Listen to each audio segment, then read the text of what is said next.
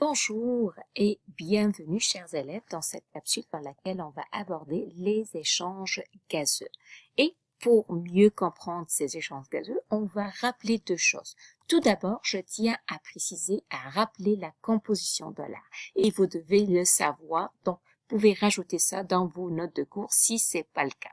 Donc, l'air est composé principalement de diazote, donc du N2, 78%. Il est composé de 21% de dioxygène et je vais retrouver 0,03% du gaz carbonique et 0,97% les autres gaz. Donc, lorsque j'inspire, j'expire, je vais toujours ressortir principalement de diazote.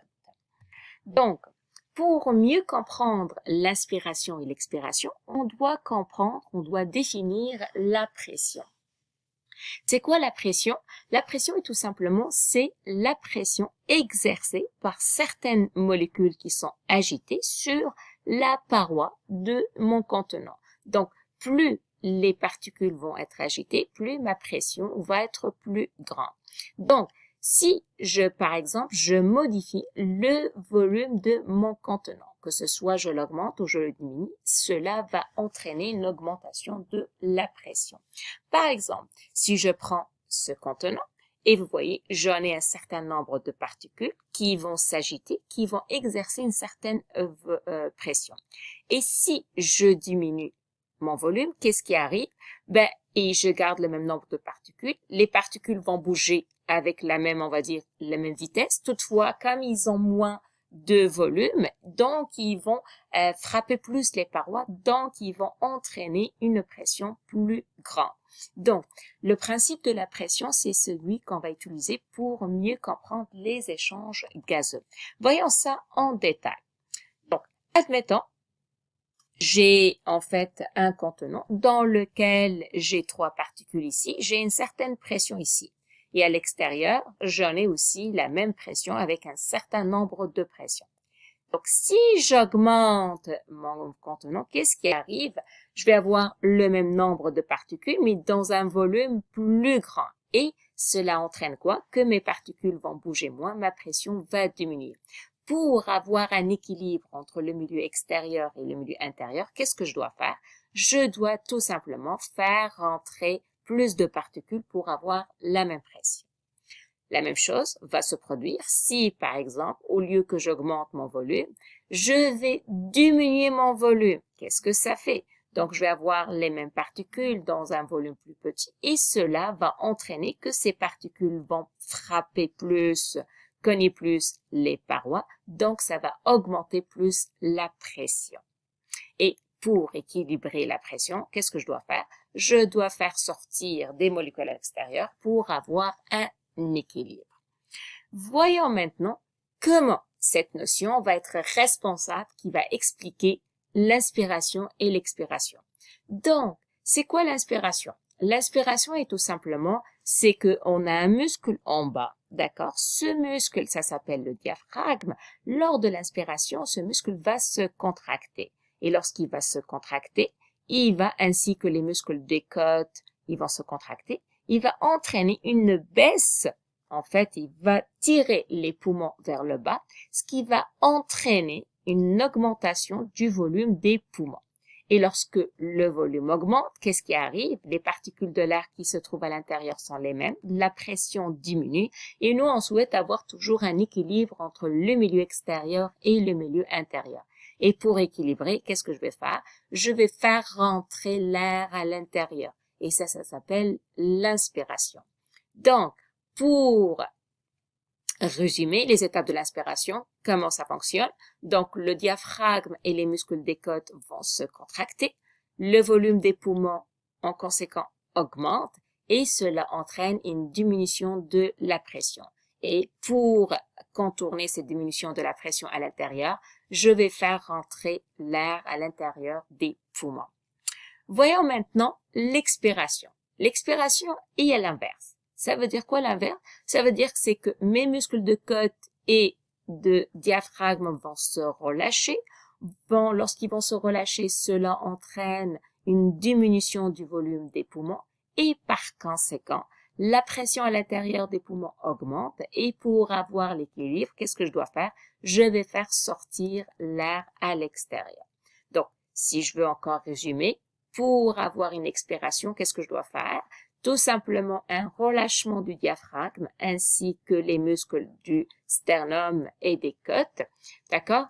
Et cela va entraîner une diminution du volume des poumons.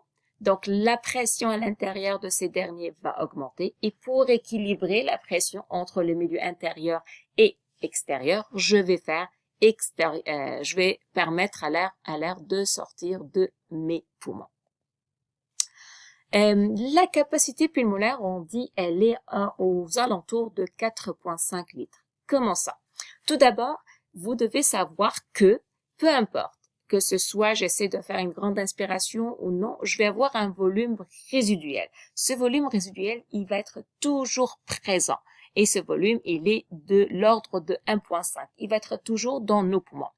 Et le volume courant que je vais échanger avec le milieu extérieur, il est de 0,5 litres. Donc, c'est ce que je vais échanger durant une expiration régulière.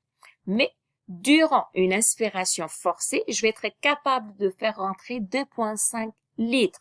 Et lors d'une expiration forcée, je peux sortir 1,5. Si je fais le total de ces trois, donc 1,5 plus 2,5, ça fait 4, plus 0,5, je peux avoir ces 4,5 aux alentours. Il y a certaines maladies qui attaquent les branches. On parle principalement, ou la maladie la plus connue au Canada, on parle de l'asthme. Et c'est une maladie, c'est une inflammation qui touche vraiment les branches. Les origines sont mal connues, mais en fait, les personnes qui ont cette maladie, on va leur donner des traitements ou des médicaments pour essayer d'ouvrir les branches pour permettre une meilleure respiration. Donc, les échanges gazeux, ils vont se produire où? Ils vont se produire au niveau des alvéoles. Et si je regarde les alvéoles, rappelle-toi, j'ai dit c'est un sac, ok? Donc, c'est un sac à l'intérieur, il y a rien, il y a juste de l'air. Mais cet air, il est concentré en dioxygène. Et les alvéoles sont couverts par des capillaires sanguins et ces capillaires renferment du sang qui vient du corps, qui est riche en CO2. Donc, comment ça fonctionne? Selon le principe de diffusion. Donc, j'ai une partie où j'ai du sang qui est riche en oxygène dans les alvéoles ici. Donc, le dioxygène va partir des alvéoles pour rejoindre les capillaires sanguins et alors que le dioxyde de carbone très très concentré dans les alvéoles va quitter les capillaires et les artérioles pour aller dans les alvéoles. Parfois, on a une maladie qui s'appelle le pneumothorax. C'est quoi? En fait, c'est tout simplement pour une raison, une maladie ou un accident, le diaphragme n'est plus relié au poumon. Donc, qu'est-ce qui arrive? On a du mal à faire les mouvements respiratoires.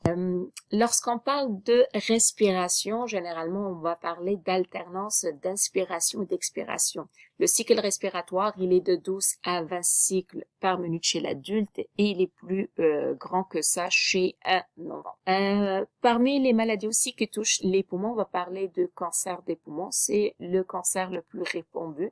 Il est causé généralement à cause du tabagisme.